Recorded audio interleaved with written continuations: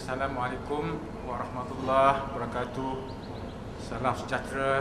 Very good morning to every one of you. Professor Hashim Kamali, the CEO of IAIS,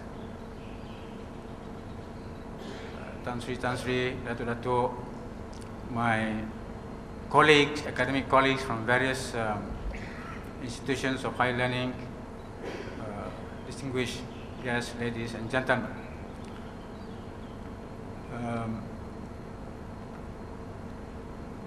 I hope I'll be able to speak about 45 minutes on this topic, ethnic and religious pluralism and Islamic perspective.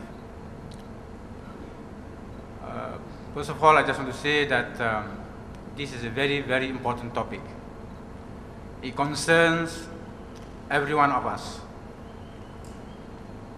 We belong or identify ourselves with one of the ethnic groups, or if we do not identify ourselves with any of the ethnic groups, at least we identify ourselves with one of the religious groups. And it's also important for countries, for societies with a pluralistic character, with many religions and ethnic groups living under the same roof in that country or society.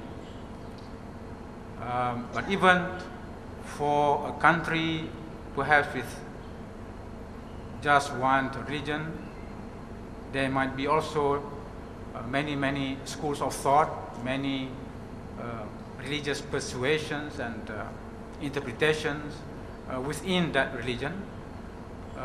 So in that case, we have to talk about the intra-religious pluralism. So in other words, this issue is very, very important for us. Lead to interesting dialogue, but not only interesting, but sometimes heated and lively, precisely because of the different understandings, different interpretations of the word pluralism.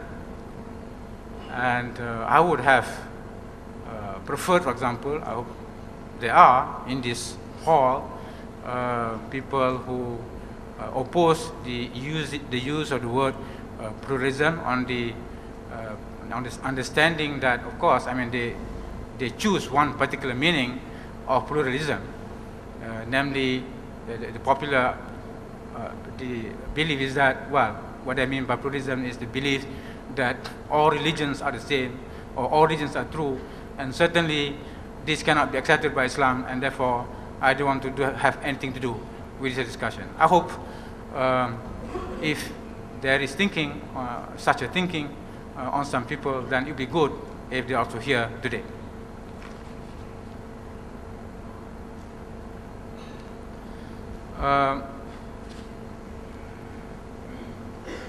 Within 45 minutes, I hope to cover the following topics. First, without really doing any kind of theological hair-splitting or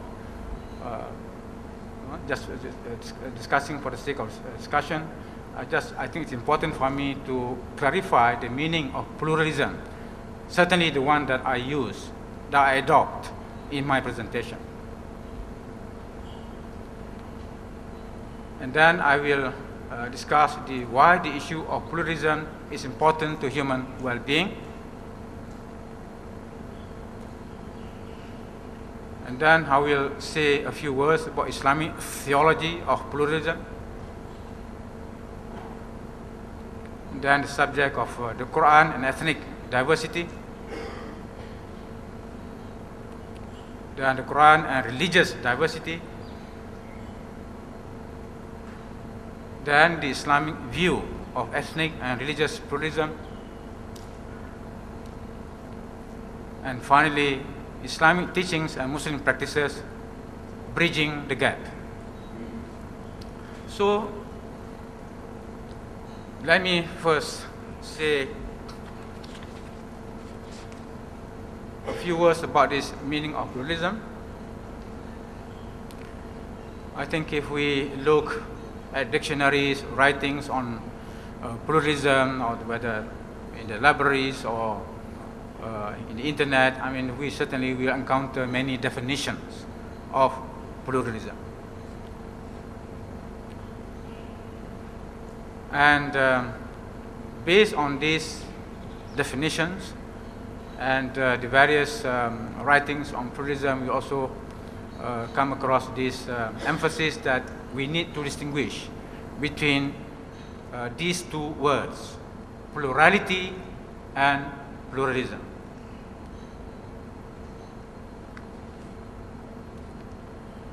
There is one overlapping in the usage of the word plurality and pluralism. There is pluralism embodies first the quality or condition of being plural. Certainly, the word plurality is used to convey that meaning, the quality or condition of being plural. Example, the existence within a nation or society of groups distinctive in ethnic origin, cultural patterns, religion, or the like. There has been, people do use both plurality and pluralism to convey that meaning. And certainly, for example, Malaysia is such an example of country. Many decades ago, I mean, certainly for the young ones, I mean, they couldn't remember, but my generation, we remember how we use the Malay word masyarakat majmuk. Masyarakat majmuk referring to the pluralistic nature of Malaysian society. Now, but for the other meanings here, the theory, the second item B, the theory explaining plurality, that we don't use the word plurality there, we use the word pluralism. So pluralism conveys much more than just the idea or the quality or condition of being plural, but also it concerns the theory explaining plurality. There is plurality out there, and how do we react, respond to the situation or that social fact out there? And that response, and of course there are many responses, that response is identified with what we mean by pluralism, and then C, the policy favoring the preservation of plurality. And that's what I think many of us are accustomed to. In other words, we distinguish between the policy that favors preservation of plurality and a policy which goes against that. But still, the policy which goes against that can be regarded as a kind of response to the phenomena of plurality. And the fourth one is the policy of favoring a certain kind of relationships within groups within a nation or society. It's much more than C. While we agree with the policy to favor the preservation of plurality, still we come across many different policies. I mean, what sort of relationship should exist between groups within that plural society? Well, just to use this Arabic term, ta'addud, plurality, diversity, which comes from the root word adda, and of course the pluralism, ta'addudiyah.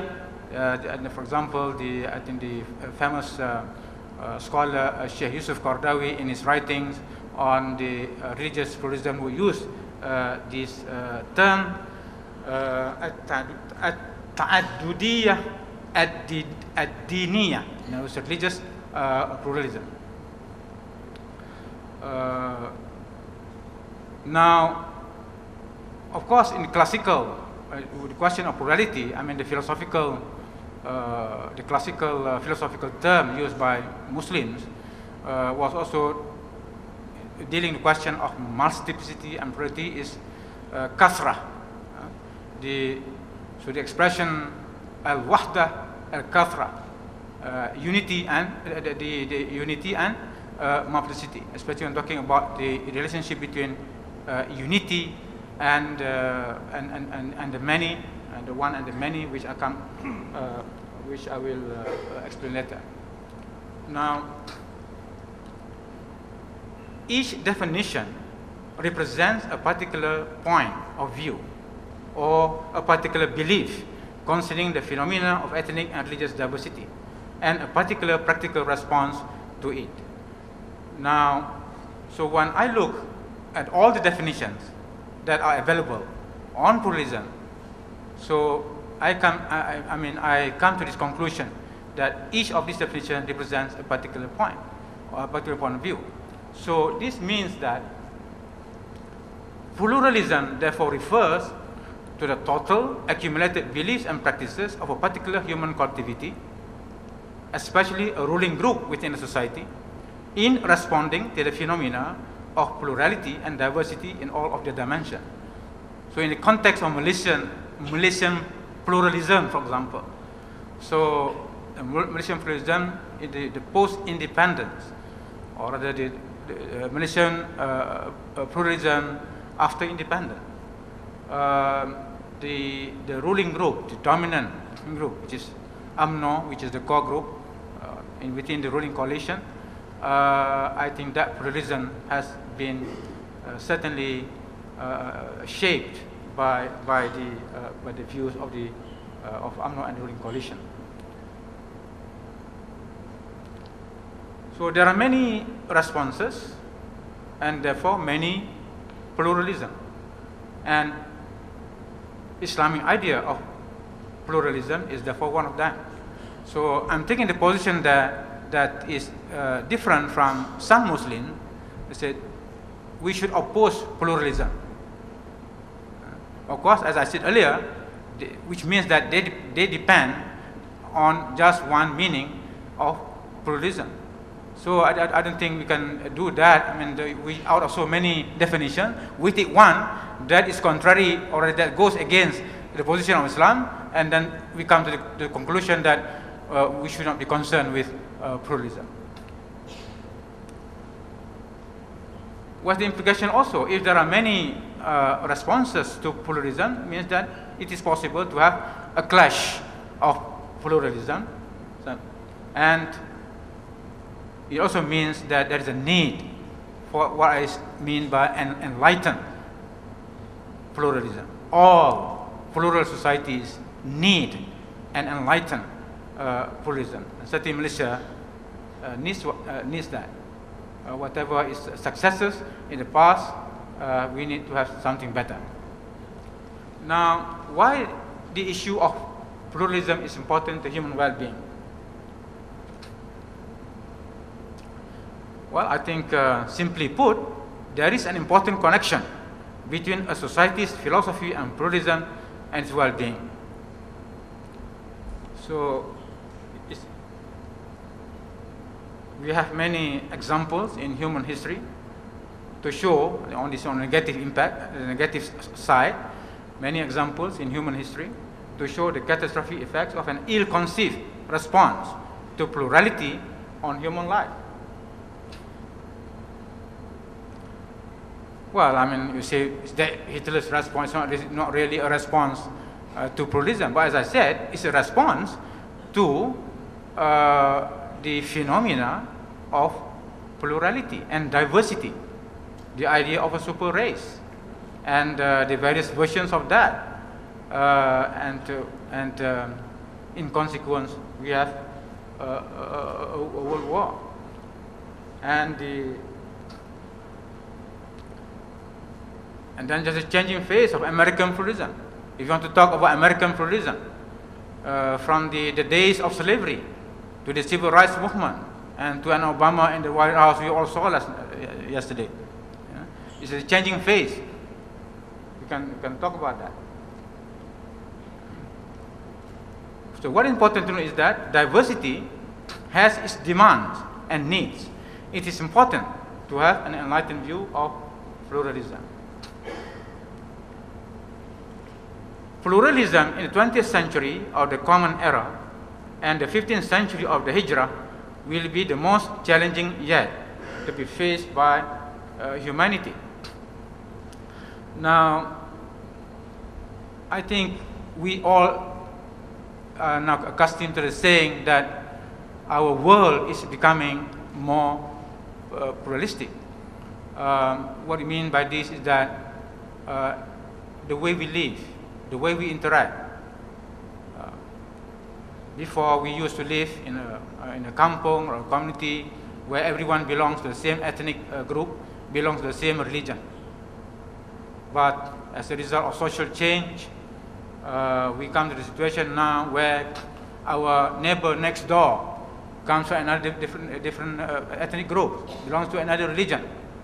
And so the challenge, because especially the young people, the young children, they see people who, members of other ethnic groups or religious groups with their own perhaps way of life, with their own preferences, and that puts questions in the mind of the young.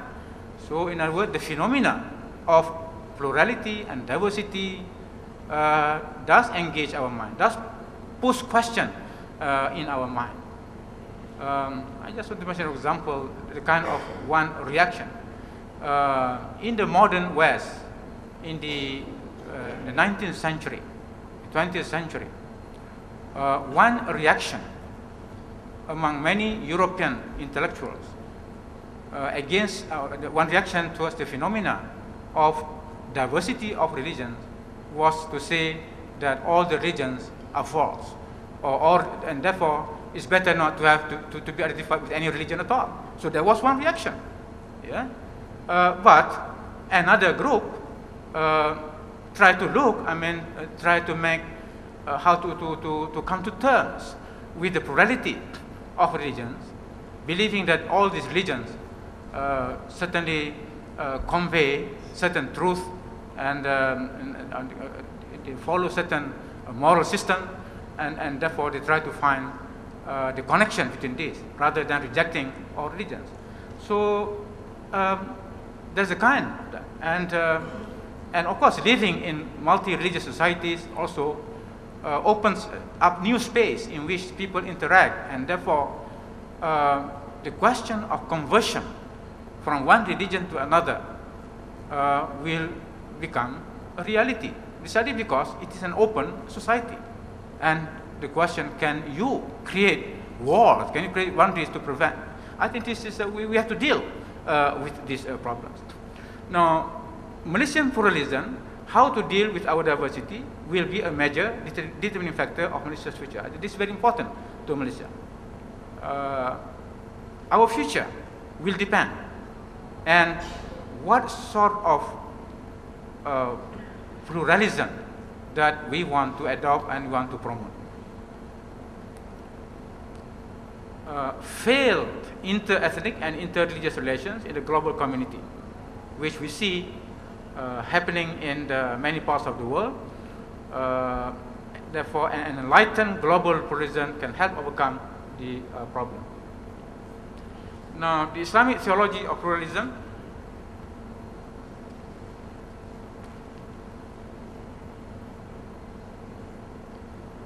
one's interest in pluralism may arise as a result of certain factors. One could be interested in the issue of pluralism because of politics, because of the socio-cultural consideration, because of economics, and so on. But for Islam, first of all, it starts with theology and metaphysics, in the sense that we can say that there is a metaphysics of pluralism, or there's a theology of pluralism. Professor Hashim and myself used to attend this small meeting of scholars who are coming up with a special volume on the Islamic theology of pluralism, because the encyclopedia on the Jewish and Christian theology of pluralism have been out. So now they have to come up with what does Islam has got to say about pluralism as far as its theology is concerned. So I'm saying here the Islamic idea of pluralism is based on the concept of unity, at Tawheed, more particularly on the idea of the relationship between the one and the many. This important aspect. In other words, the relationship between God the one and creation the many. So there is a kind of divine cosmic plan, or some people you say divine cosmic game. What is that? From the one, we have the many. Through the many, we are brought back to the one. From unity to multiplicity, through multiplicity back to unity.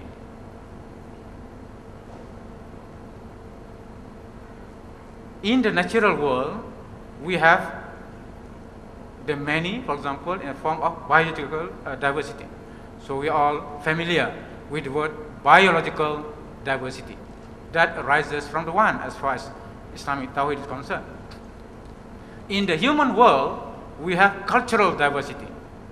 According to the Quran, both biological and cultural diversities are manifestations of God the One. So there is a theological reason why there are many ethnic groups and why there are many religious groups. Now, let's first deal with the question of the Quran and ethnic pluralism.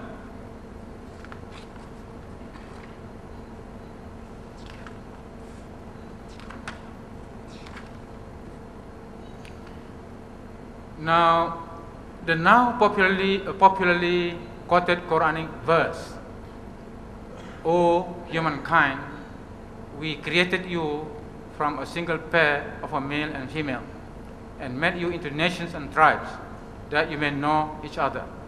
Verily, the most honored of you in the sight of God is the most righteous of you, and God has full knowledge and is well acquainted with all things." Surah 49, verse 13, the Arabic, Ya ayyuhan nas, inna khalaqnakum min dhakarin wa untha. We created you from a single pair of male and female. Wa ja'alnakum shu'uban wa qabaila lita'arafu, and made you into nations and tribes that you may know each other. The emphasis there, lita'arafu, that you may know each other. Inna akramakum indallahi atqakum. Verily, the most honored of you in the sight of God is the most righteous of you. And since my good friend Dr. John is here, whose favorite topic is integrity, actually the word akramakum also carries the idea of the one with integrity. Yeah? In other words, says that honor, dignity, integrity contained in the word karam. And God has full knowledge. Inna Allah alimun khabir. As I said, this verse is popularly quoted not only by Muslims. Now, whenever there's a discussion among Muslims and non-Muslims on the ethnic pluralism, this verse is sure to be quoted.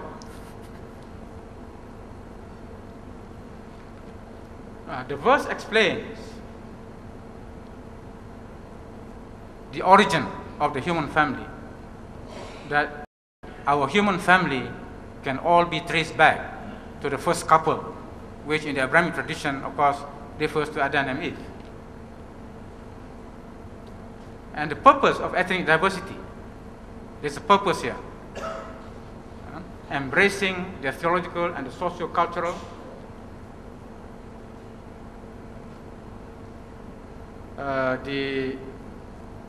the Quranic position on ethnic pluralism is mutual knowledge and acquaintance among ethnic groups, which will lead to God the One.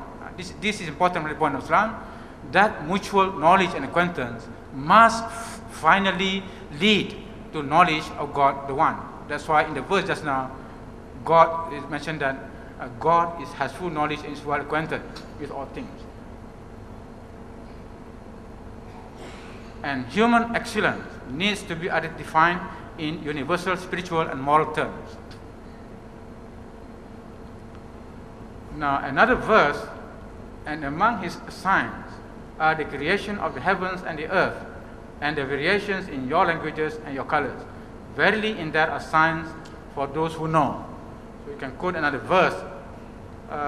In this case, from Surah 30, verse 22, I think, وَمِنْ آيَاتِهِ خَلْقُ السَّمَاوَاتِ وَالْأَرْضِ. Among his signs are the creation of the heavens and the earth. وَاخْتِلَافُ أَلْسِنَاتِكُمْ وَأَلْوَانِكُمْ, and the variations in your languages and your colors. So the fact that we have many different skin colors and many languages, verily in that are signs for those who know. إِنَّ فِي ذَلِكَ لَآيَاتٍ لِلْعَالِمِينَ. In that are signs for those who know. So, the existence of so many different languages, that is a sign of God. God displays His sign. So why we have the many? Because God wants to display His signs. And one of the areas in which He displays His sign is in the cultural field through the numerous languages of the human family, and of course the colors.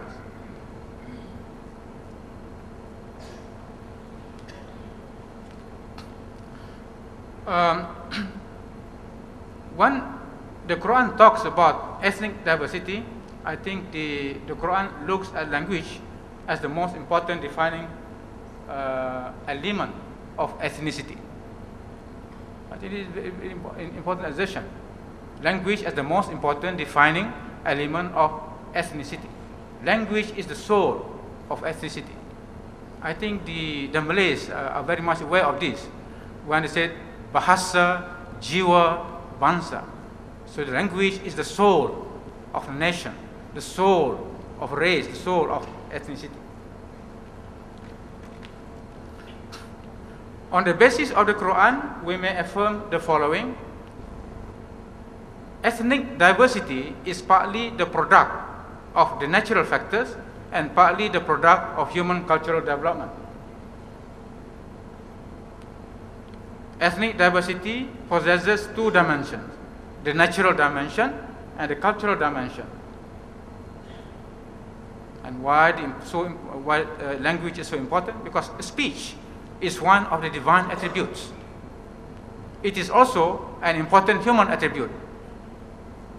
Because Jews, Christians, and Muslims know very well that man has been created in the image of God, and because speech is a divine attribute, and that attribute is also shared by human beings. Speech is essential to both man in his relation to God and in his relation to fellow man. I'm sorry if I use man to include woman. I go to the original meaning. The original meaning of the English word man, just like it means the Greek anthropos, which means both man and woman. And then what is the practical implication? It means Islam's respect for language diversity.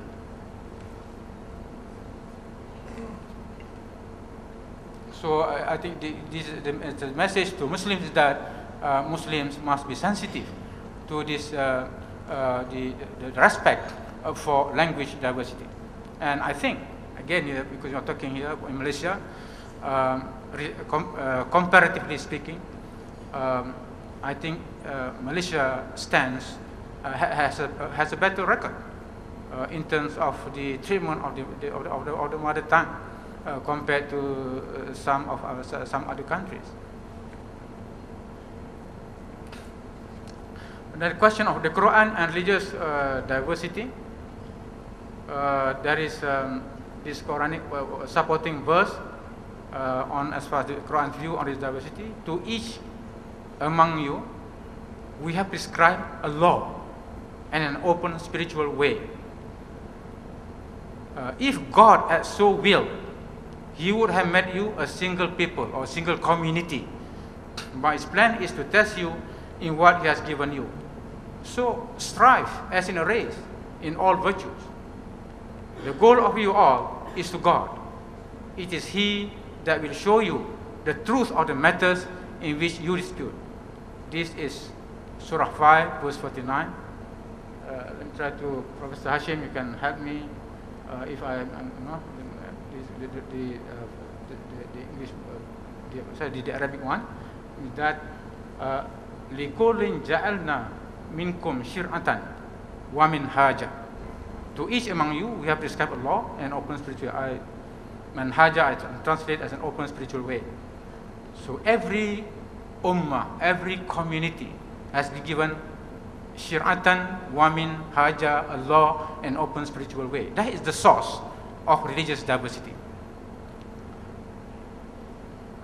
لَوْ شَاءَ اللَّهُ لَجَعَلَكُمْ أُمَّةً وَاحِدَةً وَلَكِنْ لِيَبْلُوَكُمْ فِيمَا آتَاكُمْ فَاسْتَبِقُوا الْخَيْرَاتِ. Strive as in a race in all virtues. From the word, you have the Malay word musabaqah. We used to have a musabaqah al-Quran, competition of the Quran, tasabuk. The goal of you all is to God. Wa ilallahi marji'ukum jami'a fayunabbi'ukum bima kuntum fihi takhtalifun. And it is He that will show you the truth of the matters in which you dispute. So you have the divine factor in religious diversity. The phenomena of religious diversity, we cannot just exclude God, because from the Islamic point of view, there is the divine factor. How is the divine factor involved? There is diversity in divine revelation or divine messages. Because according to the Quran, prophets and messengers have been sent to different branches of humanity throughout history, and each messenger has been sent to convey the message in his mother tongue, and of course we've got different divine laws for different prophets, the same divine message of a Tawheed but clothed in different human languages. Islam is both one and many. What do I mean by this? Islam is one insofar as it refers to the religion of submission to God. I think this is what meant by the Quranic verse, Inna Deena Indallahi al-Islam. So there's something that's not put the verse. In other words, verily the religion before God, in the sight of God, is Islam. There is Islam insofar as it refers to religion of submission to God. Islam is to be understood there in a universal sense. It is the religion of all the prophets, but in its formal manifestation, it is many, because each prophet has his own Sharia or divine law, and therefore the formal manifestation is not the same. So the Islam of Moses, for example, is different from the Islam of Prophet Muhammad.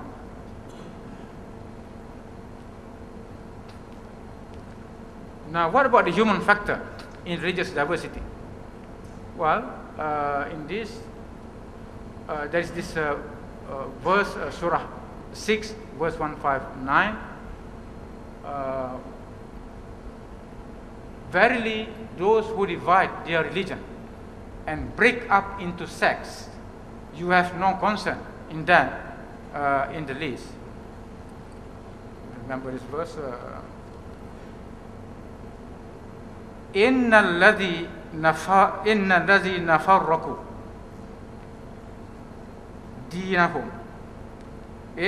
نفرقوا دينهم وكانوا شيعا لست منهم في شيء. Verily, those the Quranic verse. Yeah. So I quoted that to show the human factor in religious diversity. So in Quranic terminology, with the passage of time, and as a result of various human responses, the original Islam of each prophet underwent changes to develop into new religions. And then the Quran criticizes changes in the category of deviation and heresy.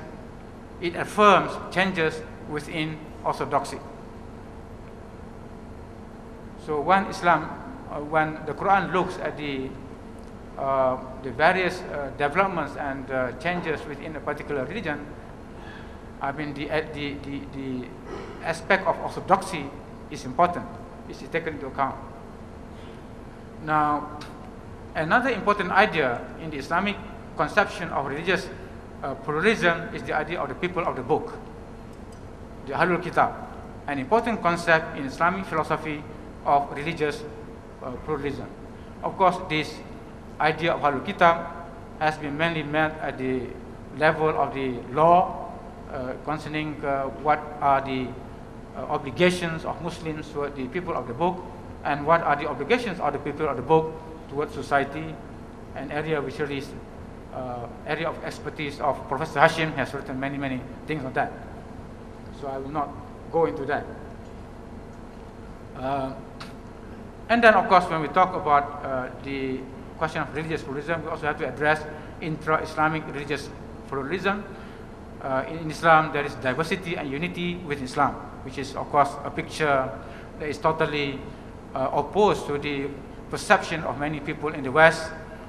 In the United States, for example, many people, when you mention Islam or you mention the Islamic world, it presents a kind of monolithic block where there is uniformism or uniformity right from the Middle East to South Asia and so on.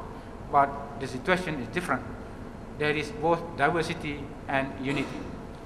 So when Islam, I think when Islam was at its best, there was creative interaction among the different schools of thought, the existence of so many different schools of thought, either in the law, in philosophy, in spirituality, in mysticism, and so on, that clearly attest to the fact that there is diversity within Islamic civilization.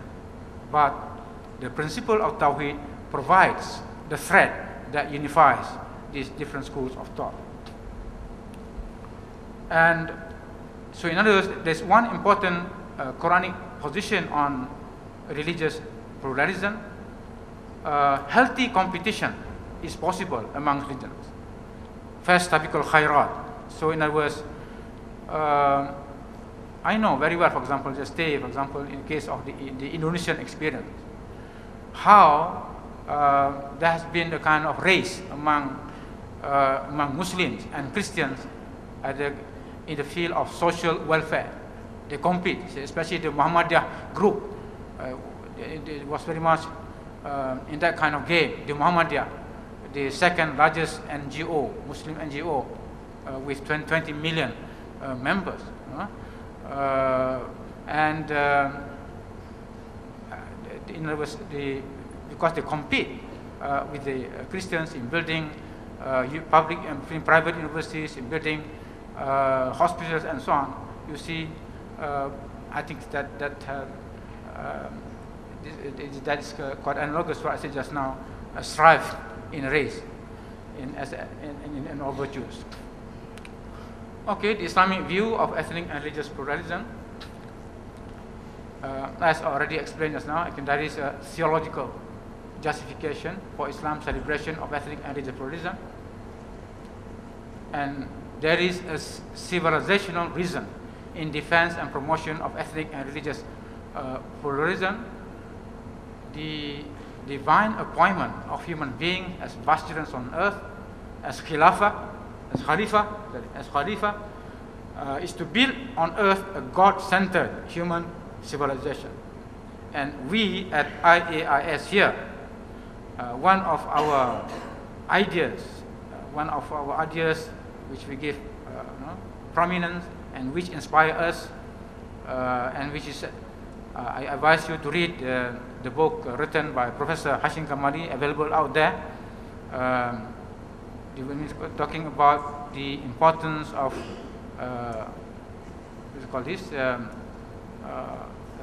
this tajdid hadari means the civilizational renewal. So we need to renew our civilization. Our human civilization in the 21st century needs to be renewed in terms of its commitments to spirituality, to ethics and morality, to justice, the concept of justice, and of course civilization in all aspects. So I think why Islam, in a sense, celebrates ethnic and religious pluralism, because it is an important idea, one in Tajdid Hadari. So that means by civilizational reason. And Islam wants to build a civilization that is God-centered. And there are many other religions which want to do the same, and therefore we should have dialogue with them as far as this quest of human civilization is concerned. Now, this civilization building demands the division of the human family into many ethnic and religious groups, cooperation, ta'awun among human beings. So ta'awun, the cooperation is important, and healthy competition between them, healthy tasabuk. And I want to close my presentation with, of course, we say what I presented is all fine, but what is the reality on the ground? What are the facts on the ground? Well, we used to say there is a big gap between the teachings and the reality. Right?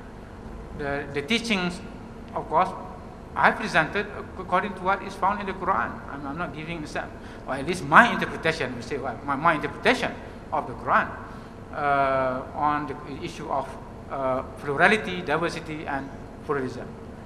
But I believe that my position is this, because I think it comes from the fact that why Islam has very, very explicit ideas on diversity and pluralism. We have to understand the point of view of the Quran here. The Quran is making the claim that it's telling us, look, I am the last book from God to you, humanity. So my claim is that, what I'm saying is that until the end of time, you are not going to get another integral revelation from God.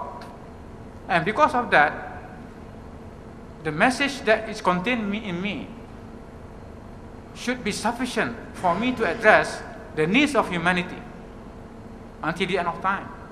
And one of these needs is the need of how to deal with the phenomena of plurality and diversity. So, and since the 21st century, this phenomena has become more visible, more marked than, say, in the 7th century when I was revealed. So the Quran said, just look at what is available with me, and I think what I've tried to do is to bring out that there is content in the Quran insofar as it deals with the phenomena of plurality and diversity. I presented, there's my little book of mine, also available outside, on the Quran's view on inter-religious and inter-civilizational dialogue, where I talk about the issue of ethnic diversity and religious diversity. So there's a need to propagate Islamic teaching on diversity, which means our education system certainly has to address this. I mean, in both diversity, both biological and cultural. When it comes to biological diversity, let me say a few words. This year, the world celebrates 150 years of the origin of the species of Charles Darwin.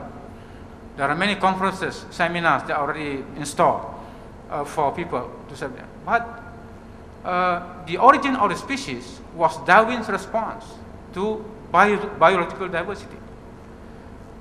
But then, centuries before Darwin, Muslim biologists who traveled through various parts of the Muslim world, they also observed biological diversity, but they did not come to the conclusion of, say, biological evolutions in the sense understood by many people today.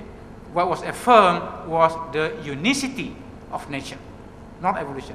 Unicity of nature and the idea of gradations of creatures, gradations of species. So, again, the Quran has its own view about biological diversity. Now, then we need to understand the societal mechanisms Islam has put in place in order to realize its philosophy of ethnic and religious pluralism. So Islam does not just say what sort of beliefs you should have, but it also provides the means. And I said just now, the concept of Ahlul Kitab, we need to reinterpret or to re-understand the concept, the concept of Ahlul Kitab as understood in the Quran. What does it really mean to be called the people of the book? In one of my writings, I said, now, this club are the people of the book. We have to understand this club, the members of this club. Who are the members of the club? Because some people say that the members of the club are limited to the Jews and the Christians. But that is not what happened in history. When Islam spread to India, some of the ulama in India asked the question, who are the Ahlul Kitab in India?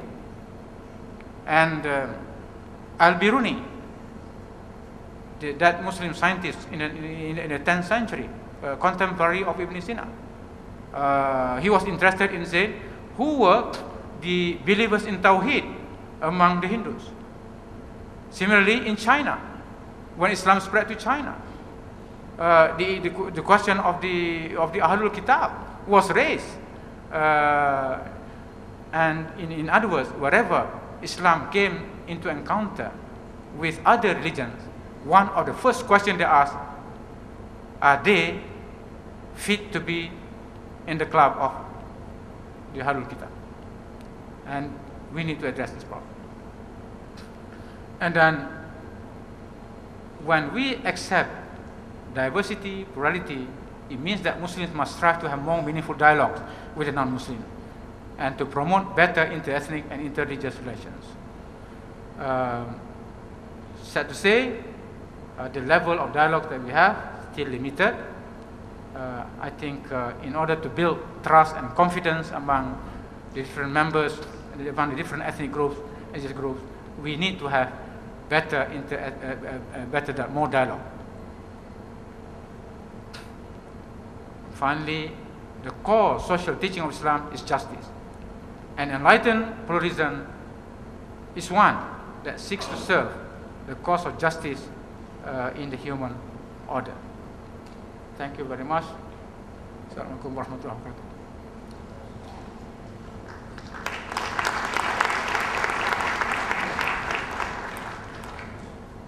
And thank you, Professor Osman, for your interesting, educational, and thought-provoking engagement on Islam in pluralism, Islamic perspective on pluralism.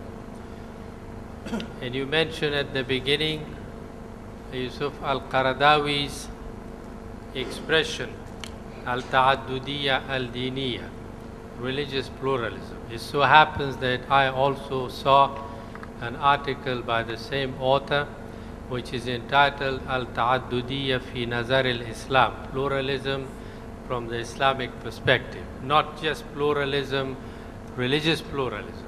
And then he divides his discussion into several parts: religious pluralism, ethnic pluralism, cultural pluralism, and political pluralism. And there is so much that one finds engaging, that Islam does not only recognize religious but pluralism in its wider sense. We have these parallel expressions like diversity, like multiplicity, like tolerance. Unlike these, diversity means coexistence, but not necessarily coexistence of engagement. The same about tolerance. You kind of, exist with one another. You may be engaged in a constructive, interactive process of working together. But pluralism involves engaging consultative, interactive relationship with the different other. And I believe in Malaysia, we have not just in Malaysia, but the Muslim community generally, we have actually lost touch with the teachings, the original teachings of the Quran. The further back you go to the origins of Islam, you find a more positive picture of pluralism in engagement in many, many different narratives that you find from the precedent of the Prophet, from the Constitution of Medina, the engagement with the Christians of Najran from the Yemen, and then you find the precedent of the Khulafa and so on, and generally through history. I think that many prominent writers have acknowledged that among world traditions and civilizations, Islam has a more favorable picture of positive pluralism with the different other. And I believe pluralism in Malaysia would be very meaningful when are successful in meeting the challenges arising from it. Why? Because the lines of division seem to coincide. In some countries you have, for example, different ethnic groups, but they follow the same religion. Or you may have different linguistic groups, but they are not different in ethnicity, in language. In Malaysia we have Muslims, Chinese, and Indians. They speak, the lines of divisions are threefold: religious, linguistic, and ethnic. And therefore it becomes more challenging. And I think that if we are successful, and Malaysia has a positive track record, when you look around, I think you will reach this conclusion. But when you address and go deeper, and you face the reality in a meaningful way, I think the result, the outcome will be more penetrating, more engaging, something that will set fresh milestones. And I think that process, I believe it has begun. An enlightened global pluralism, this is the teachings of Islam. And I hope that this will be a reality also in this country. With these comments, in my heartfelt thanks, Professor Osman, I open the floor to questions and answers. But please make it succinct and brief, so that we have turn for other people who are present. Yes, please. Assalamu alaikum. Thank you very much, Professor Osman, for a very good overview of this issue. My question is specifically directed to the role that nationalism, in its coincidence with ethnic, linguistic, religious identity, complicates the pluralism issue. We know that the modern nation state in a number of cases coincides with a specific ethnic and linguistic group, and the bond tying such a group together in a modern state is a powerful bond, especially when the religion and the ethnic identity coincide. I'll give you a very good example: Greek Orthodox Christianity and the Greeks. And if you know Greece a little bit, or the Greeks, you know how strong their own identity as the Greek people is with their religion. Take Cyprus, take issues of Macedonia, a similar case with the Serbian people in the Serbian Orthodox identity with their perceived unity as a people against their traditional historical enemy, the Muslims, who happen to also be the same Slavic ethnic group. When you have religion and nation state identity together, it tends to work against this universalizing pluralism that you have been talking about at the heart of the Islamic teaching. How would you assess the coincidence of Malay identity with Islam in working against this pluralistic approach inherent in the Quranic teaching? Maybe. Thank you. Please. Assalamu alaikum wa rahmatullahi wa barakatuh. How number will play a role? For example, Muslim is 60% and some other religious people, they are in different percent. For example, in Fiji, Christians are 70%, Muslims 5%, and Hindus are 20%. So will number play a role in pluralism? How it will make an impact? And how our writings on seer, normally translated as alaka dawliya, like example Ash-Shaybani's Kitab Seer, how Kitab Seer can play a role or can it be a benefit to pluralism? Thank you. Sorry, the last question. Can you repeat please? The role? Of Kitab Our al-Siyar. works, classical works on seer, we have many works where it is dealing with relation of Muslims with non-Muslims on state basis. How these books or works can benefit pluralism? Thank you.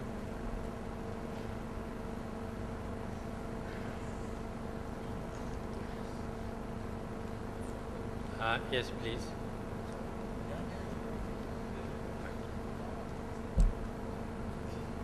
Assalamualaikum.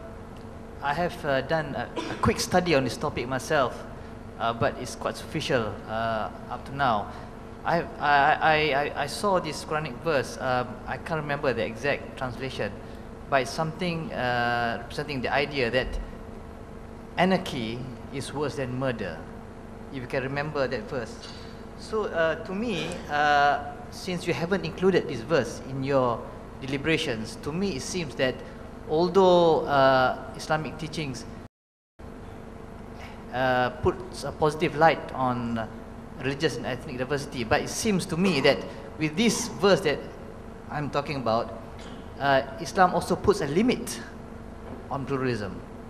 So we are not aiming for maximum pluralism, but we're aiming, I think, based on my understanding so far, we're aiming at optimal level of pluralism, meaning that the level of pluralism that is very enriching at the same time, which does not lead to anarchy because of this verse. So my idea is that maybe we should look at optimal pluralism and not maximal pluralism. It seems that there's a limit to pluralism, although it seems to promote diversity, but it also advises that there should be a limit to it. Thank you.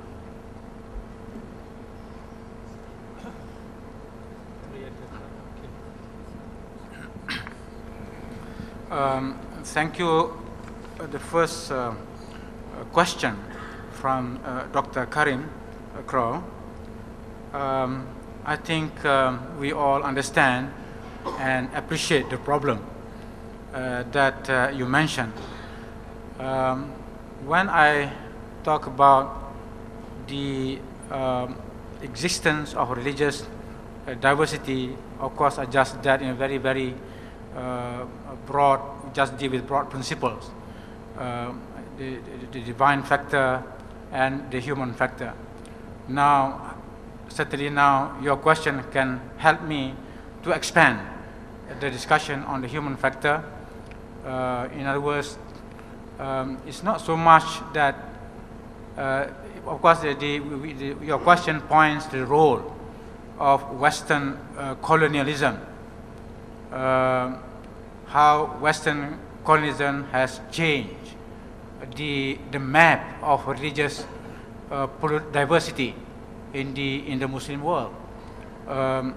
Nations were carved out, you know, and very often you want to bring in people who are bound to be at loggerheads with each other to become the citizens of that new country. So in other words, there are other factors, you know, political factors that contributed to that. And but I think the principles concerning how to deal with diversity and plurality are there. The question how to apply to the specific situation in which you mentioned, where in the case of intra-Islamic diversity, so you have in some countries in the Middle East or the Indian subcontinent, like India, Pakistan, where the Shi'i and the Sunnis have to exist. But we have that historical background when mistrust has been created among these people. So it needs a lot of time, but we have to address that. There's no way out. There's no other way. I mean, we have to address that. We have to, in other words, how to bring the different schools of thought together. I think much more than what the present initiatives that have been taken in Cairo, for example, by the what do you call this? By the Jordanian group, you know. But what I mean is that the intellectual content of Islamic teachings on diversity, I think that can be applied. Certainly the application in the case of the Middle East, in the case of Lebanon, for example, would be different from what we have to do here in Malaysia. Or as I come later on to the question of Fiji, for example. So we have now two situations. The situation in which the Muslims are a majority, like Malaysia, and where we have the situation where the Muslims are a minority, like in Fiji. Right? There are similar principles, but there are also different things because there's a minority. But in terms of the concept of the attitudes to the diversity are the same. But of course, the Muslim version of Fiji, or the Muslim, what sort of pluralism the Muslims of Fiji want to have, that has to be different from the case in Malaysia. I think when we come to application, we have, in other words, now we have to be to be more, what do you call, specific to each country. I don't think we can. If I want to mention what are the mechanisms, what are the, yes, we can do that. But the situation in each country is different. But we do have these principles to help us. The concept, what sort of role the Islamic Sharia, the Sharia can, is both at the level of explaining concept and also at the level of the resources within Sharia that can be utilized to deal with a specific situation. The second question, I think you asked basically about the relationship between Muslims and non-Muslims in the context of a Muslim minority. Certainly, you cannot expect to make demands to behave, as majorities do. Yeah? But we know some Muslims behave and act as if they are in majority. Yeah. Again, to go back to the, I think, the principles, how to apply them and to work out for commonalities. I think Islam does emphasize that in our relationship with the non-Muslim. Look for what are common between us. Yeah? Strengthen those communities. Those communities happen to be also the things that the country needs. In the building of that nation, we need to come up with core universal elements that can be accepted by all members of the community. And where we differ, and we cannot reduce that difference anymore, that in the sense that that is the minimum that we have to do. We can't reduce that difference anymore. Then we have to go through dialogue, through education, and so on, how to inculcate the spirit of tolerance and respect, which is again what the Quran wants. So I think that's important. The third question, that's very interesting. Of course, we are referring to, I think the verse means the question of fitna. You see, fitna. The fitna is worse than murder. You try to relate that to the quest for pluralism. Since you mentioned anarchy, I can understand that somehow you said that if we do not observe the limits to pluralism, it's going to create anarchy, because in the sense that you break all the limits, then yeah. Well, certainly the concept of diversity and pluralism that we talk about certainly is not that. Certainly, because everything has its limit. Everything in the world of the many has its limits. And in the case of Islam, the Sharia, of course, if you want to say when I mentioned the Sharia here, I mean the Quranic idea that of the divine law, one dimension of which is universal, that is the concern of the whole of humanity, Muslims and Muslim. Not only that aspect of the Sharia which only concerns the Muslims.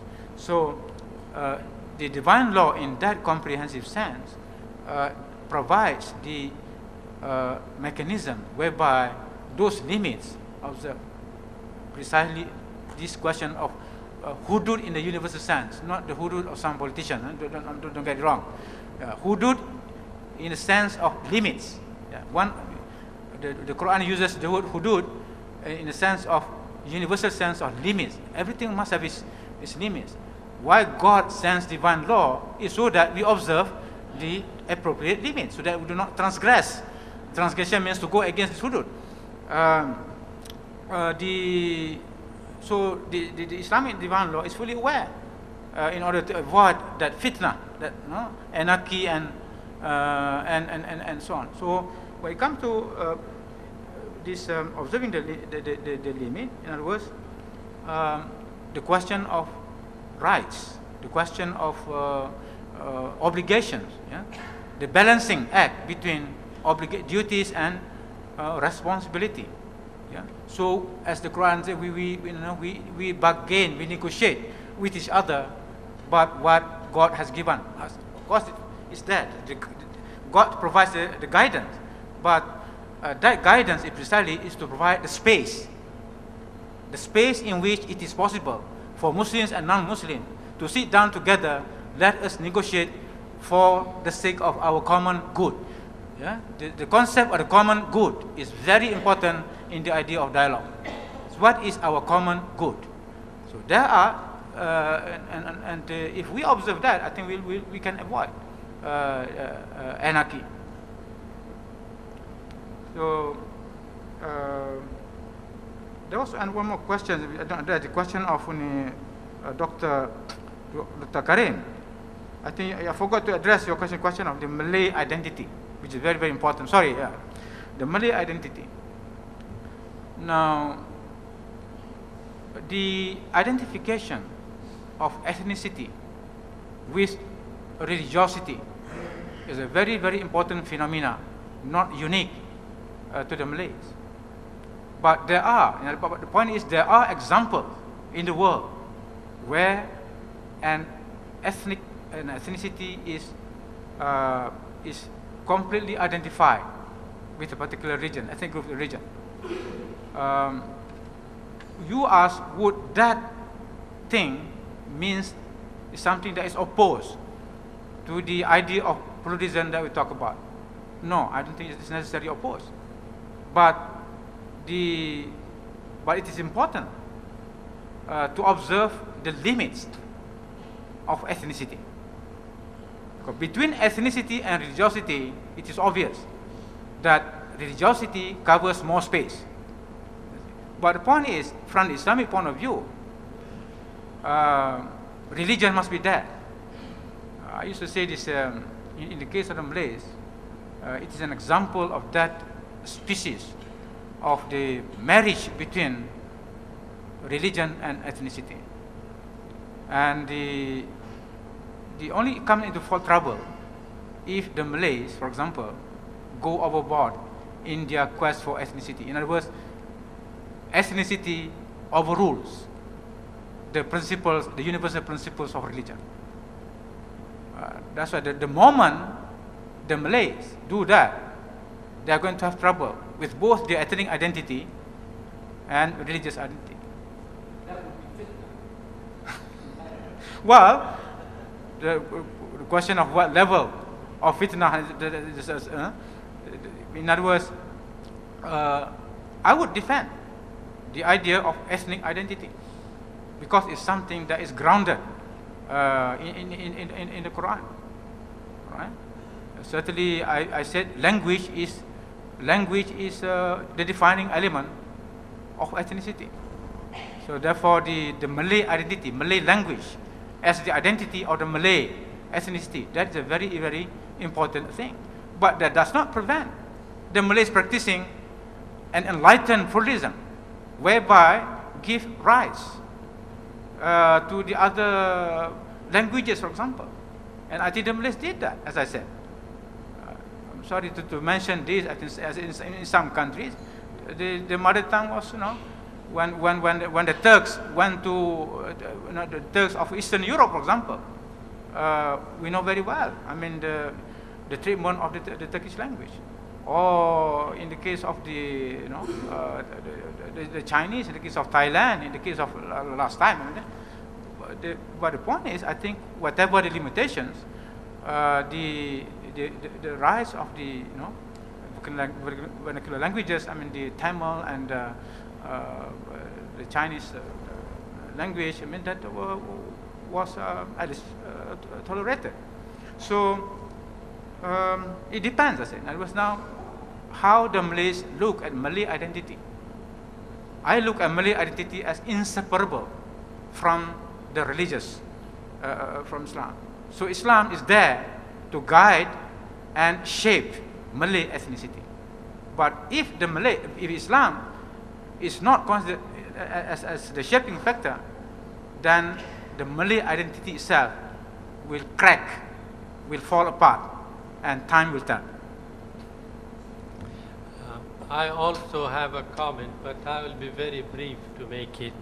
I think one was the specific question of the importance of Al-Shaybani's Kitab al-Siyar. Yes. Kitab, two book, Kitab al-Siyar al-Kabir and Kitab al-Siyar al-Saghir. The first is public international law and the second is private international law. And incidentally, that he was the first to address international law in the claim by Western scholarship that Hugo Grotius, a Dutch scholar, he was in 16th century, he was the father of international law, is false, because it goes almost by 8th, 9th centuries. Muslim scholarship actually has addressed that first. And very briefly, your question about nation state in religion. I think nation state took its origin in the lessons of European Enlightenment, which was based on the supremacy of pure reason, and in fact marked a break with the idea of metaphysical truth in reality. Therefore, the paradigm is based on a state of tension. And I think now there is a realization that the lessons of enlightenment has been problematic. The world wars and all the problems of violence continuing is that we have lost touch with the essence of spiritual in us. And I think that need to be added to your question. But I wouldn't continue. We have had... Bro, if I just go back to the question of Malay identity, I do not want to be misunderstood. What I've said regarding the Malay identity, that does not exclude the possibility of individuals who do not want to be identified with being Malay, for example. Of course, I mean, the question of the constitution, that is something else. But I'm talking about in cultural terms. So, but I stand by the fact that for Islam to exist and to be, to be a reality in the life of human being, it needs the role of ethnic groups. If I use, I mean, you are a philosopher, I use this one question of form and matter. Yeah? The teachings of Islam are the form, but we need the receptacle. So ethnic groups play the role of receptacle it is a kind of again providential role. The role of ethnic groups in making Islam practice and as a reality. But without, as I said, excluding the possibility that those who don't want to be identified with the Malay ethnicity, that is fine. But then, please identify with the religious identity. Okay. Thank you very much for Professor Osman's talk this morning. What I want to ask Professor Osman, can we relate pluralism together with tribalism? It all began, if I can understand what pluralism is all about, because of the existence of colonialism, that we create colonial society whereby it's equated with pluralism. But if you are to go back, as far back during the time of Ali and Muawiyah, there seems to be a separation between Shia and Sunni. That's how it all began. What will still happen in the Muslim world is tribalism. Look at Pakistan. There's Pashtun, there are Punjabis, there are Sindh. So with India, so with the Arabs are the worst of today.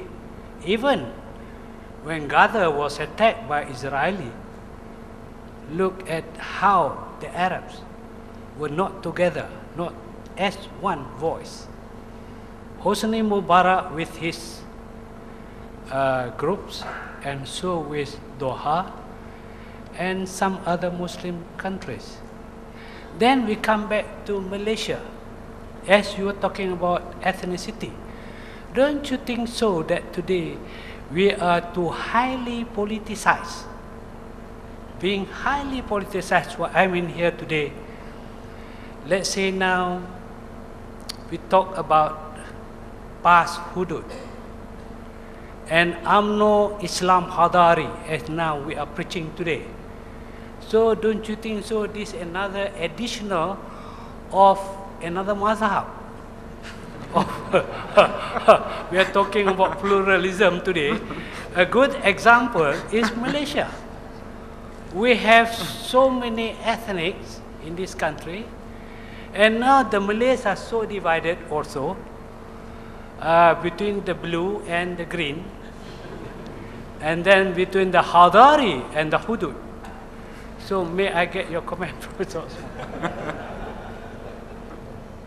that to some of the key contested issues in Malaysia today. For example, what happens to the parties of a marriage when one party converts to Islam and the non-converting party loses rights that he or she has under civil law, or what happens when there is dispute whether the spouse has really converted to Islam or not, where the family says no, he has not converted, the religious authority says yes, he has converted, and there's a tussle over the dead body. How do we really, in the name of enlightened pluralism, what processes and principles should we put in place to resolve these real urgent issues that remain unresolved? Thank you.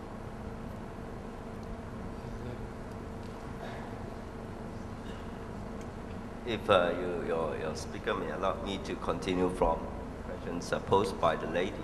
Actually, my question is, does the management of the ethnic and religious pluralism differs from one state to another? That means from one country to another. Or do you look at, you have a very global kind of standard which the Muslim are looking at? For example, in Germany, compared to Malaysia, Germany, the Muslim is the minority, whereas Malaysia is the majority. So do you think there will be a difference in the management of this pluralism issue? Thank you.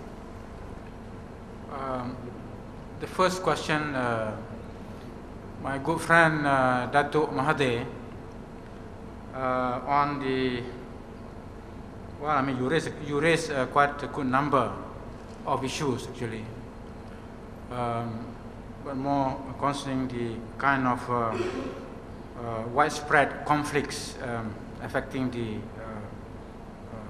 Muslim world. Now, yes, I think it is true at the moment there are many problems in the intra-Islamic relationship between groups within Islam, between the different schools of thought. And you gave the example of Pakistan, between the Shia and the Sunni, or there are other places, yes. And there are many factors which contributed to this situation. Historical factors, cultural factors, political factors. So there are a lot of factors, and unless these factors are considered, studied, and then of course, I mean the Islamic teachings concerning diversity and pluralism within Islam as well as with the non-Muslims. I think we have to begin from there. That's why I said why this topic is very, very important to us. The Islamic teaching on ethnic diversity, on religious diversity is very, very important because there are practical problems out there that we have to solve. But as our chairman pointed out, many Muslims, for them, the ideas they were talking about are strange. I mean, are still foreign to them. And certainly, I think the ulama,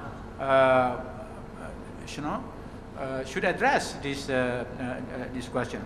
But what is the solution? I mean, are we going to say, since that we have problems with this division of people into so many ethnic groups, and therefore we abolish ethnic group? If we can abolish ethnic group, then we have no problem with ethnicity. That is impossible.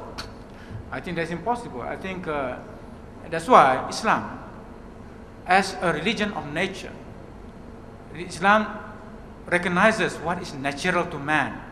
Islam does not seek to eradicate, to abolish what is natural to man, but rather to guide, to make sure that that natural traits will not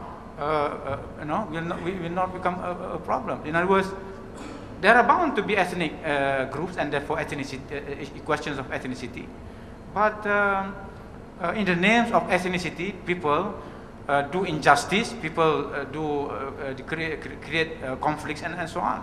So the issue here is that not to eradicate ethnicity, but to come up with the correct and good, understanding of ethnicity. I think that's the case. The question now, you mentioned Islam Hadari, yeah? Well, I would say I hope Datuk advise please get the 2 books on the Islam on the Hadari thing, because we want to emphasize that our idea of Hadari, civilizational, does not refer just to the Islam policy of Prime Minister Datuk Seri Abdullah Badawi. We are saying that long after Islam Hadari becomes no longer the policy of the government, Muslims will continue to talk about the dimension of Hadari, because Hadari means civilizational. That which is permanent, that is, in other words, as long as Islamic civilization or Islamic teaching on civilization are important to Muslims, discussion about Hadara, as Ibn Khaldun did, is going to be there. But we don't want to be associated with another mazhab, certainly not. And we don't see ourselves as followers of another mazhab. Now, the second question by Sister Zaina, issue of conversion.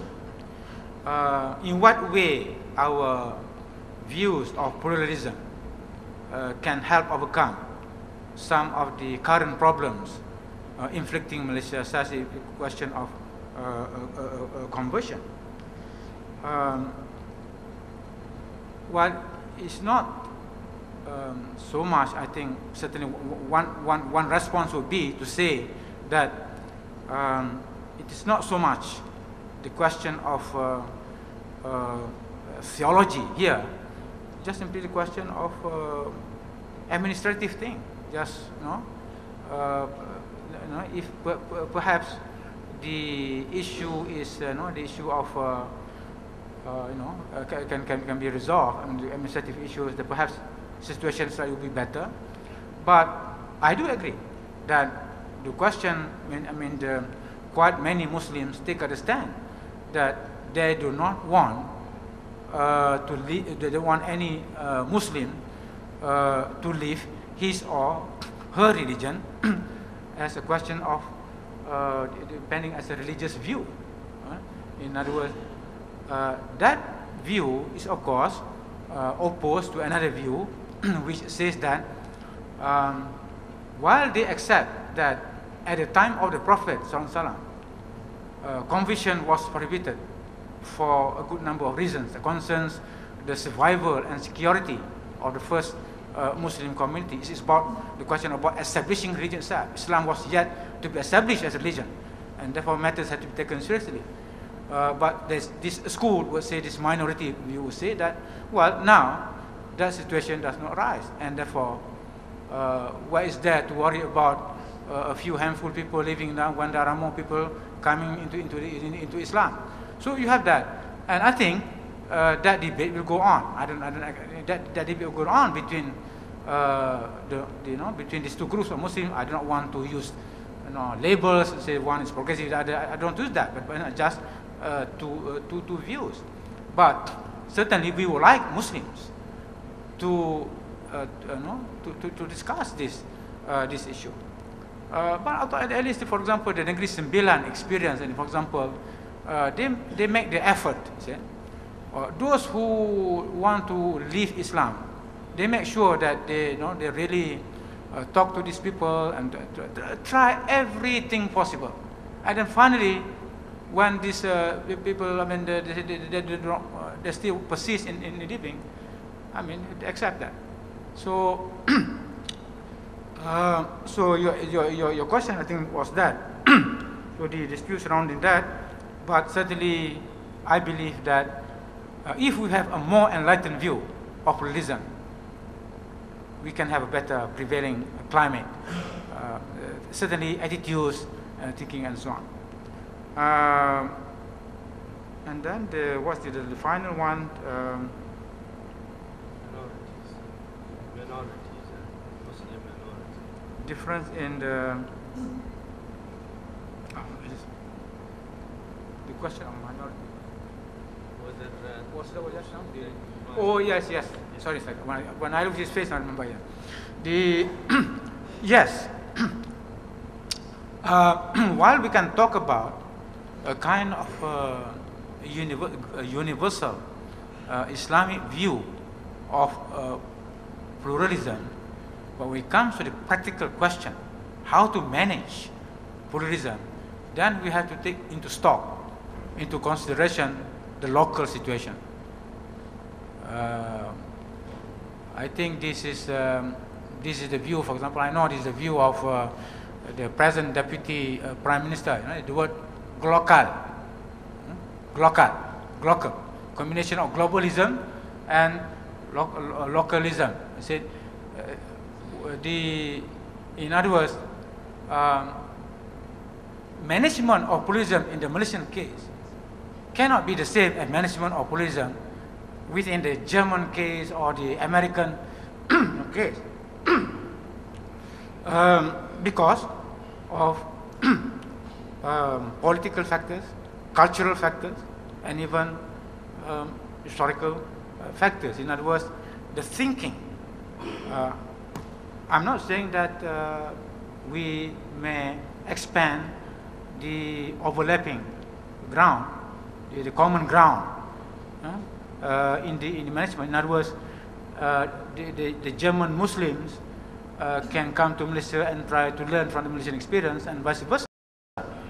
Yeah, but I think when we want to, we already have. I mean, the Malaysian pluralism in action.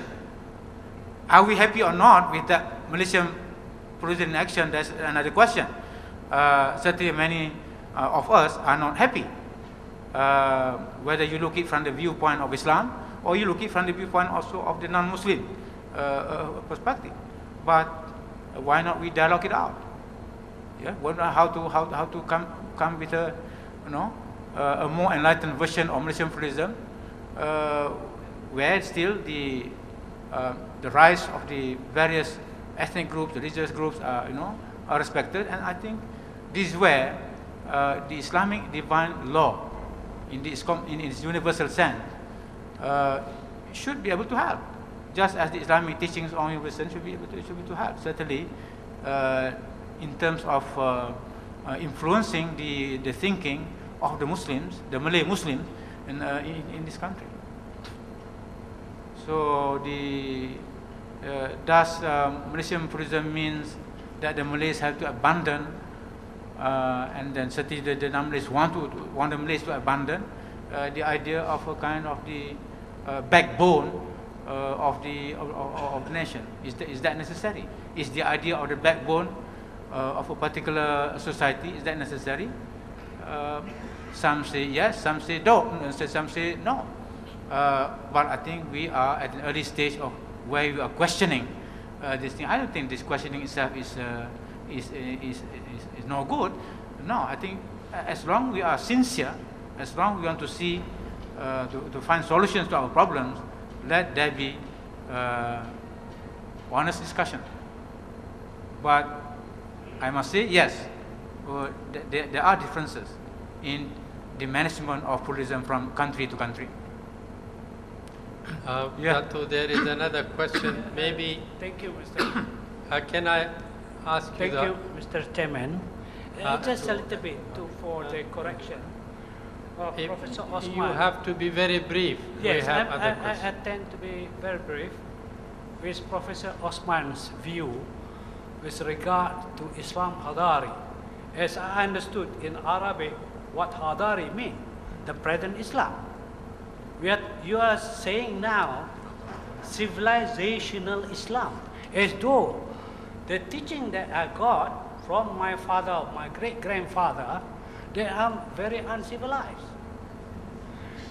What it means here also, when we start using this Islam Hadari, we are reactionaries because the West are labeling us as being extreme. The West have been accusing us as being terrorists when we mention the word Islam.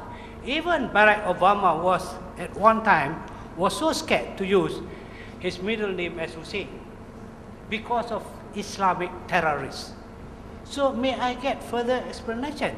Is it appropriate, I mean, for your organization, using here, we place special emphasis on contextualizing the 10 principles of Islam Hadari. This is what I see. It's rather confusing. Rather than word Islam, there's nothing wrong with it. We have been preaching all this while. Islam supposed to be the most beautiful religion. Submit to Allah. That's what Islam means. Can I get further a little explanation from First Osman? Thank you, Prof. My name is John, and I am interested actually to follow up on this idea of identity in the real world, thinking about both national and ethnic identities. Okay, and my proposition is that somehow in the last 30 years or so, Malay Muslim friends of mine, I have many of them, are going through some kind of identity crisis, where they're not sure whether they're Muslims first or Malays first. Okay, and it's a real issue because I think this is true of every other religious or ethnic group. It's not it's not unrealistic. I give you a simple example. I live in Kampung Tunku in SS1. In '85, we organized a barbecue for the whole neighborhood. Everybody came, there was no problem. In '95, I organized it, half the people didn't come. 2005, when I organized it, some people said, oh, sorry, your food probably is not halal, and so on and so forth. No, I'm talking in real terms, okay? Exactly as it happens on the ground. And somehow I realized over a 30-year period, 20-year period, the perspectives have changed. Although in my family, for those who know me, it's a halal house, okay? Those who know me. But this was never an issue, whether in my father's home or here, but today it's become an issue. And I think it's some kind of unresolved tension within individuals. Do you want to comment on that? Thank you. Assalamu alaikum. My name is Saim Kayedibi from University of Malaya. Well, actually, regarding ethnic and religious pluralism, we have to consider, I think, as far as I am concerned, the main objectives and main goal of Islam. Islam actually is, as is mentioned in Quran, خَيْرَ أُمَّةٍ أُخْرِجَتْ لِلنَّاسِ. As Islam is a kind of insurance for all humanity. It's mentioned in the Quran. If something happened, for example, in the world, Islam comes and correct it and make it a throwaway. And Islam itself actually not just for Muslim people. Islam came just for all humanity, because Islam considers all human beings are brothers and sisters from Adam and Eve. So Islam, for example, talking about identity, all nations of course has got identity. We have to protect our own identity. Without protecting our identity, we cannot express ourselves. Of course, that must be cleared.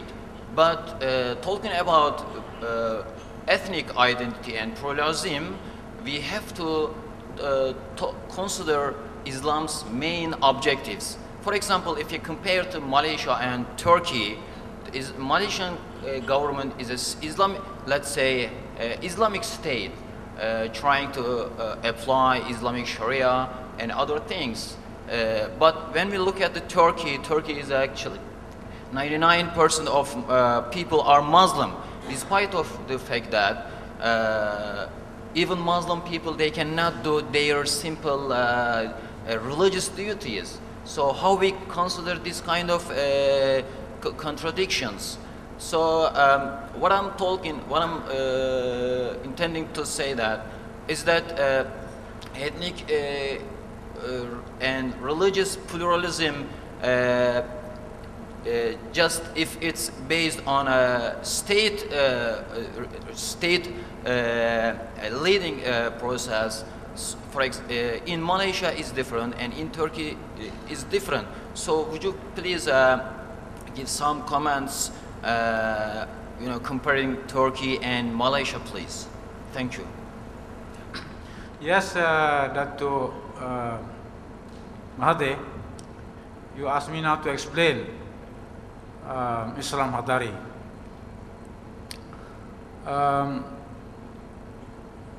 The word Islam Hadari that I understand refers to two things. First thing, Islam Hadari refers to the Islam policy of the Abdullah Badawi administration. That Islam Hadari can disappear or not, that we do not know. May not survive the Abdullah Badawi administration, or it may be inherited by the next Prime Minister. But there is another Islam Hadari which will not disappear, which will be there in the discourse of the Muslims, precisely because when we mention the word Islam, Islam as a religion, it has many different components. When we talk about Islam, the beliefs, Islam, when we talk about the political Islam or the economic dimension of Islam. So what we mean by this second meaning of Islam Hadari is that Islam, or the Quran in particular, has teachings about human civilization. And we want to concentrate on these civilizational teachings of Islam. And therefore we refer to this Islam Hadari. So it's not the same as the one. But of course, the first one is also considered and treated by this institute. That is true. In other words, the 10 principles of Islam Hadari understood in the first sense are part of the program of this institute. But this institute is also concerned with the other meaning of Islam Hadari. In other words, what do you mean by the word civilizational, or the Arabic one is Hadari? So we believe that human civilization in the 21st century needs a renewal, tajdeed. We talk about the word tajdeed. So tajdeed not only at the level of law, tajdeed not only at the level of politics or economy, here civilization. Because, for example, how do we deal with present human civilization? How we can, it is a lot of, it is a very, very serious question. And therefore it certainly needs to have what we call this Islam Hadari. So that's it, and I hope that answers your question. The other one is John. Yes, the question of the Malay Muslim identity. You yourself feel that the Malay Muslims are undergoing a crisis of identity. I hope the Muslims can respond. But certainly, I have dealt with this. I have dealt with this topic in my essay, which is published in the book edited by John Esposito, Islam in Transition. My book is The Malay Muslim Identity, Tension and Harmony Between Ethnicity and Religiosity. Well, I went back to the very day when the Malays decided to adopt Islam as a religion, and therefore they were confronted with how to deal with this question of Malay ethnicity. So I think as long as the Malays were able to maintain that harmony between the needs of ethnicity and the needs of religiosity, they were fine. But the moment, and of course there's always that tension, you can't avoid. The Malay Muslim as an ethnic group will always face that tension between issues of ethnicity, or the demands of ethnicity, and the demands of religiosity. If a Malay wants to live if a Malay Muslim wants to leave Islam. Some of them may leave because they may have in mind already another religion. But that itself proves my point. You see, you can't have a complete identity if you minus the religious factor. Okay, you want to become Christian. You're hoping that the Christianity will give you a better identity. Okay, but others may not yet. So we'll go out by the point of these people also who do not yet have any established religion. They look for all kinds of spirituality. So some say the ayah painting. They go for the ayah painting, looking for identity. In other words, that again proves my point that you cannot have this vacuum in your identity. So if that vacuum cannot be filled by the religious factor, spiritual factor, then other things will come into that. So similarly, if the Malays want to abandon the identification with the Malays, that means they have to address the new identity need. So I think your remark, of course, based on the observation that new conditions, new developments, the challenges of globalization and so on, have raised in the minds of some Malays this question of what does it mean to be a Malay. And if the Islamic content is not made available, then I think that they are going to, I can understand why they're going to have to pursue with that problem. So it is very interesting. I hope you refer to that article, tension and harmony between ethnicity and ethnicity as far as the Malay Muslims are concerned. And the other one, I'm not bit clear about the Turkey and Malaysia thing. If you say there are differences, of course there are differences. But can we have something common? I mean, something common dialogue? Yes, I think it is possible. It's not your point is about question of Islamic State. I think this discourse here, we're not talking about question of Malaysia is Islamic State or Turkey is a secular state. Yes, there is one issue, but in the context of discussion here, that is peripheral. I mean, we are not talking about that. In the case of Brother Farid from Fiji, I mean, it's ridiculous for him to talk about Islamic State in Fiji. But what sort of state that Fiji should be so that Muslims and non-Muslims in Fiji can have a better future? Yes, that is something for dialogue. But anyway, I think one of our colleagues here at this institute, Dr. Ismail, I mean, he knows more about the Turkish comparison. You can refer to him. Maybe, if you permit me, I would make a brief comment to this Islam Hadwari. As I have written much about it, it is one of our research focus here. In the objection, I think it was a very good response. One is that there is a need for the sense of civilizational renewal, and it is an Islamic principle, tajdeed. Tajdeed, renewal of your own traditional Islamic ideas, but now we have the challenges are faced in the era of globalization to the Ummah generally. Now that is one we need to address, to engage with modernity. There were other expressions like Hadwara Islam or Hadwara Islamiyya. Why was Islam Hadwari chosen as a preferable expression? The reason for this, as soon as you mentioned Hadwara Islamiyya, you are referring to historical Islam and what the precedent there was. But now, by reversing those, you are addressing Islam as it is. The realities of engagement are very different. In historical times, Islam was could determine its own predicaments. It was a dominant power.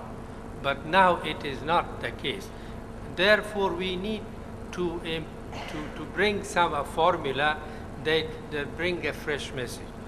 And the other is that if you envisage this Islamic resurgence, Islamic revivalism of the latter part of 20th century, the Islamic revivalist discourse was not really focused on the idea of good governance, on economic development, on the problem of minorities, and on the problem of facing the environmental degradations.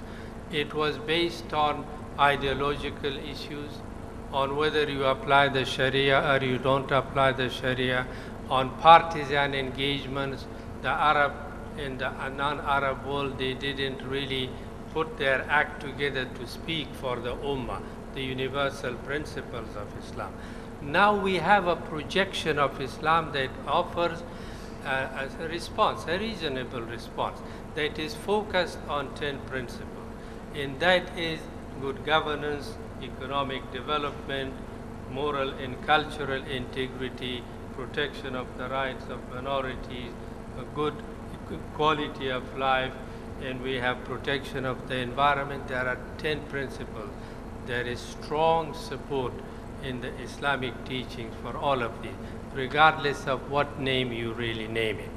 I think that that explanation, that it is in this sense that we speak of civilizational renewal. Thank you.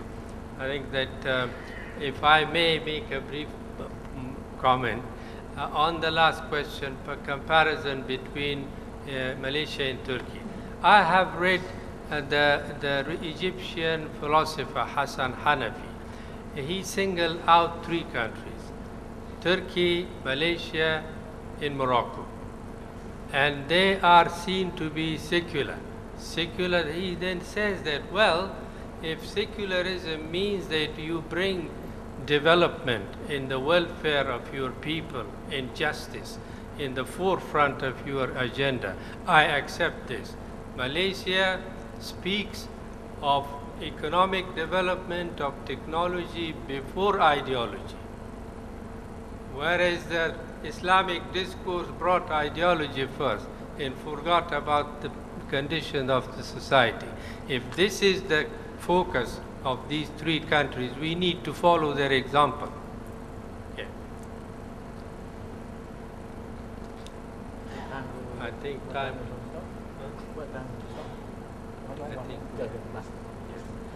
I think we have had a very rich and fruitful engagement. And there were many questions, which is indicative of receptivity and involvement. And I think that is a very good sign for us.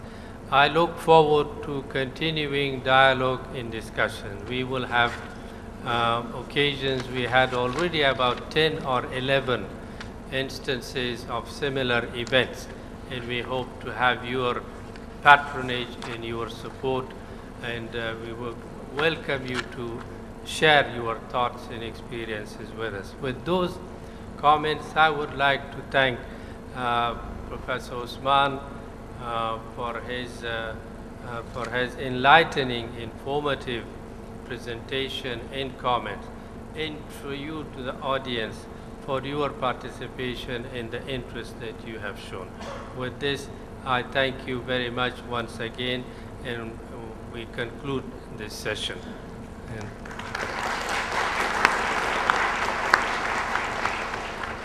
Well, if you don't support Islam Hadari, at least support the Tashdid Hadari.